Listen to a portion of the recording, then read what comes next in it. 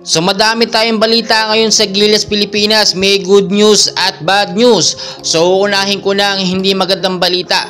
Rejected po or declined ang ipinasa natin na paper appeal para nga po sa 4 na player na na-denied dito nga po sa hagok sa Asian Games Noong una pa naman ay alam talaga natin na medyo delikado na at alanganin na talaga kahit magpasa pa tayo ng appeal dito sa hagok. Dahil bukod po kasi sa banta talaga itong 4 na player natin na decline ay hindi talaga pinayagan dahil hindi nakasama sa listahan itong 4 na player na sinend po or sinubmit ng SBP dun sa hagok. So yung pangalawa natin, magandang balita po ito. May bago po ito po yung sinasabi natin na bagong gwardiya ng Gilas Pilipinas na siya magsisimula po ng triangle offense ng Gilas natin sa nalalapit nga po na Asian Games. So hindi ko na patatagalin marami ding nalungkot at alam naman natin na ang gusto talaga maging gwardiya ng Gilas Pilipinas na pangmalakasan ay itong si Terence Romeo.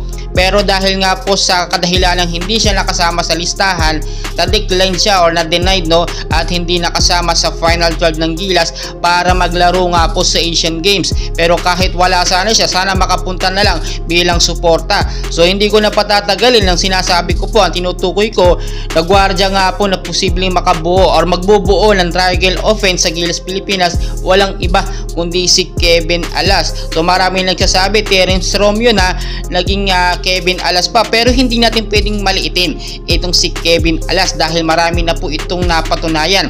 Hindi lamang po ito napapansin dahil nandoon siya sa kupunan na wala po masyadong fan base or hindi sikat sa kupunan po kasi siya ng NLEX Road Warriors. So hindi naman ganun kasikat ito, wala ring fan base kasi hindi naman masyadong kilala yung mga player. Hindi siya nabibigyan ng maayos na kasikatan or mga highlights na magaganda dahil yung kasama niya or yung team niya hindi naman ganun kasikat. So ngayon tinitignan natin dito, magkakaroon po kasi ng tune-up game ngayong araw din mismo ang Gilas Pilipinas natin kontra nga po sa kupunan ng Changwon LG Seekers. So yung sinasabi natin na bagong gwardiya, yung posibleng magdala or magbigay ng triangle offense nga, yung opensa naman dito sa Gilas Pilipinas dahil kung makikita nyo itong kakatapos lamang po ng FIFA World Cup, sino po nakapanood sa atin, di ba napanood nyo, padalas po dyan puro opensa ang ating ginagawa ng Gilas Pilipinas natin, medyo mahina yung depensa natin. So ngayon dahil nga si Coach Team ko nang humahawak ng Gilas Pilipinas, mas malakas yung strategy niya, hindi po kagaya ng kay Chot Reyes more on magpo-focus po siya sa depensa. Kaya kung mapapansin po ninyo, karamihan din sa mga lineup ni Coach Tim Con, mas marami yung gwardiya kukunti lamang. Ito nga pong mga matatangkad natin na player, yung mga shooter kukunti lang, mas nakafocus siya sa gwardiya dahil kinakailangan talaga natin ng matinding triangle offense. At ito na nga po mamaya magsisimula ang tune-up game ng Gilas Pilipinas kontra sa Changwon LG Seekers. So titignan natin mabuti kung may laban nga ba etong Gilas Pilipinas sa ating panibagong gwardiya or eto nga pong pumalit kay Terence Romeo na si Kevin Alas. So matindi to dahil kahit wala tayong malalakas na player o na-decline yung 4 ay may laban pa rin tayo dahil nga sa panibagong lineup ni Coach Tim Con.